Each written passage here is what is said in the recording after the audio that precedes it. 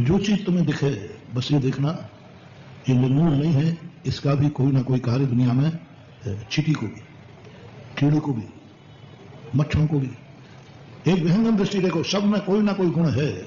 कल मैंने कहा था ना, खटमल इसलिए बनाए थे कि तुम अच्छी तरह से मीठा खा सको, लेकिन तुमने तो मार डाला उनको। एनाफिलीज मच्छर इसलिए था कि साल भर में एक बार उसका जहर शरीर में चला जाएगा। ध्यान रखना, उनकी ताकत बहुत बहुत ताकतवान हो जाती है।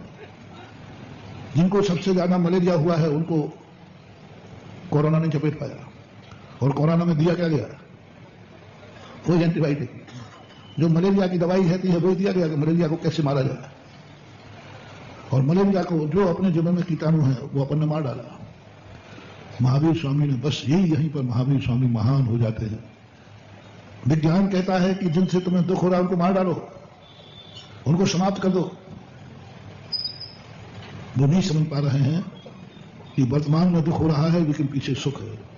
महावीर समझ गए, बोले दुनिया बर्बाद हो जाएगी, दुनिया मर जाएगी, क्योंकि ये जो इसको दुख न जाए उसको मार देगा। इससे उन्होंने नारा दिया जियो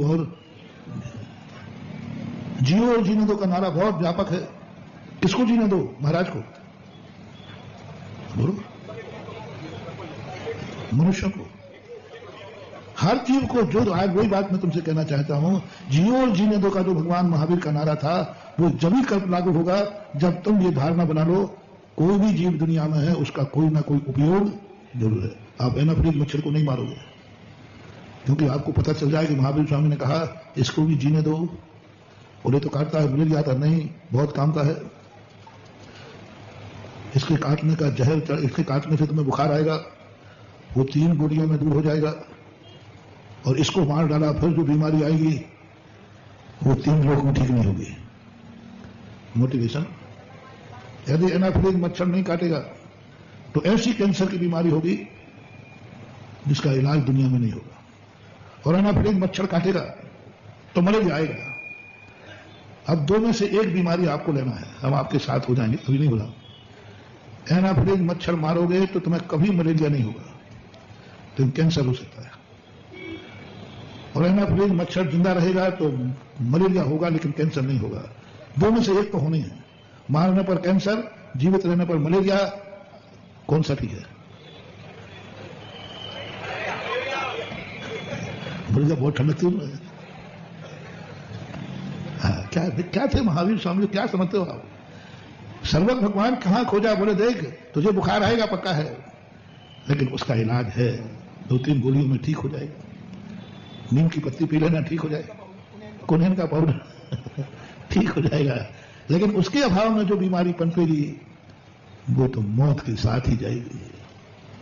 जियो, उसको भी जीने दो। खटमल को जो मैंने बताई दिया, जिन्हें सांप है उसको जीने दो, बहुत काम है। सांप किस काम का है? महावीर सुन के जीने दो।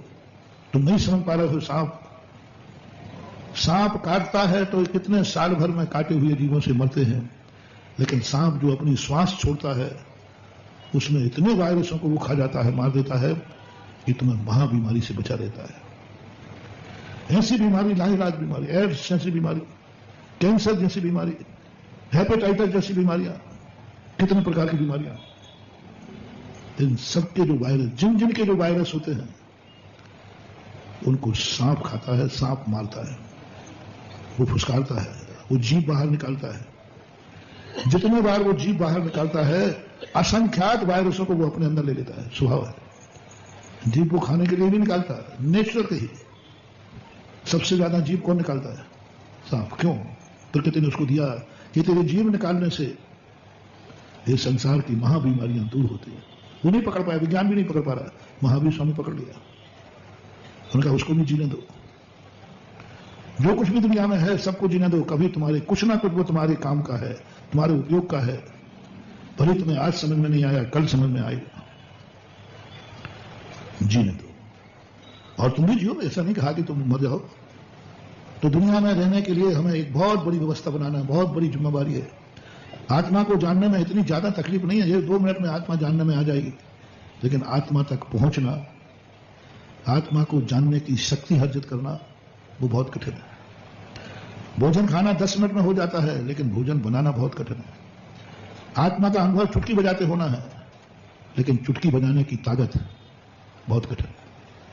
इसलिए संपूर्ण सृष्टि को जानना है, बिखरी पड़ी है, इसको इकट्ठा करो, इसको इकट्ठा करो। सत्य और असत्य को भूल जाओ, हे उपाधि को भूल जाओ, सबको इकट्ठा करो, सबको इकट्ठा करो, जितना इकट्ठा कर सकते हो करो, क्योंकि ये सृष्टि बड़ी काम की है। फैली हुई सृष्टि काम नहीं आएगी, फैली हुई सृष्टि काम नहीं। बहुत सरल उदाहरण देता हूं। गेहूं फैला हुआ है, गेहूं के दाने फैले हुए हैं। अब गेहूं के दानों को इकट्ठा कैसे करें? गेहूं के दानों को इकट्ठा कैसे करें? जितनी इकट्ठा करोगे इकट्ठे होने वाले नहीं है, तो उनका आटा बनाया जाता है। आटा बनाने का कोई कारण नहीं है। इस गेहूं को इकट्ठा कैसे करें? आटा बना करके फिर उसको इकट्ठा करना है। रोटी बनाने के लिए इकट्ठा करना है, इकट्ठा करो। देखो कैसा पागलपन है। गेहूं को पहले इकट्ठा करो, कैसे करें? पीसो, बारीक पीसो, पीसने के बाद पानी डाल के फिर इकट्ठा करो। अरे भाई इकट्ठा ही करना था तो पीसा क्यों? इकट्ठा करो, रोटी बनाना है। अब रोटी खाओ तो जाना, रोटी में कोई ताकत नहीं होती, रोटी खाई नहीं जाती जब तक रोटी के टुकड़े टुकड़े नहीं करोगे। पहले हाथ से करो, फिर दांत से करो, फिर आंख से करो।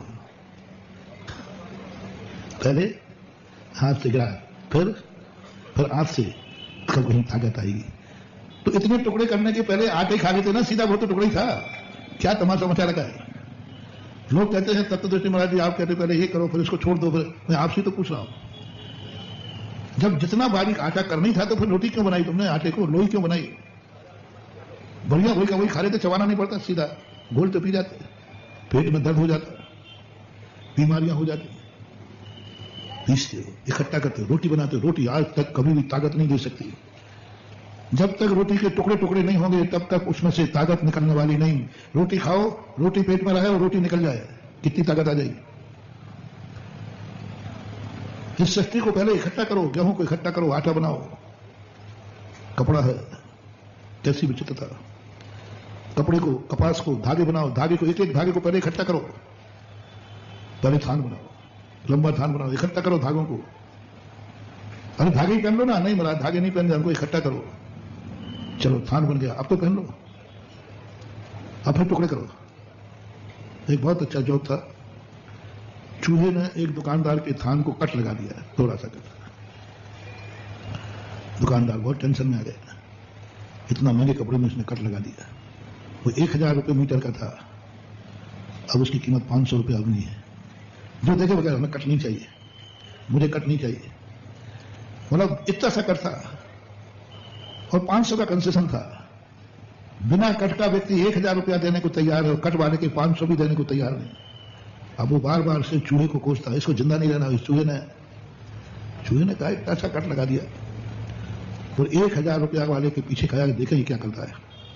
वो टेलर के पास गया, टेलर ने पूरे कपड़े के 100 टुकड़े कर दिए। तो चूहा कहता है इसने 100 टुकड़े कर दिए और कटवाई के पैसा और दिए, और मैंने फोकट में काटा, इतना सा काटा, तो भी मेरे लिए लोग कोस रहे हैं। और ये टेलर पूरे कपड़े के टुकड़े टुकड़े चिंदियां कर डाली उसने पूरी, और भी उस कटाई का पैसा दे रहे हैं लोग। रहस्य समझो, चूहे ने काटा कि नहीं, टेलर ने काटा कि नहीं। चूहर का थोड़ा भी कट नुकसानदायक है और टेलर के टुकड़े टुकड़े भी। बस बहुत सरल उदाहरण आया है। 2 दिन के प्रश्नों का सारांश समझ में आ जाएगा। मैं क्यों कह रहा हूं कि अनुभव दृष्टि देखो, सत्य और असत्य से परे देखो। हाँ,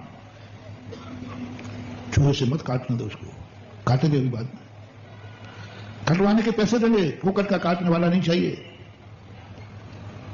चूहा ने जब सेठ से कहा देख तेरे कपड़े के टुकड़े टुकड़े कर दिया, बोले मोर गुस्सा मत लाने तो मार डालूंगा तुझे, मेरे 500 का नुकसान किया है। तो वहां तो उसने टुकड़े टुकड़े कर दिए और पैसा और दे रहा था वो पैंट बनवाने वाला। बोले यही तो अंतर है, वो ज्ञानी ने काटा है तो अज्ञानी मन में काटा है।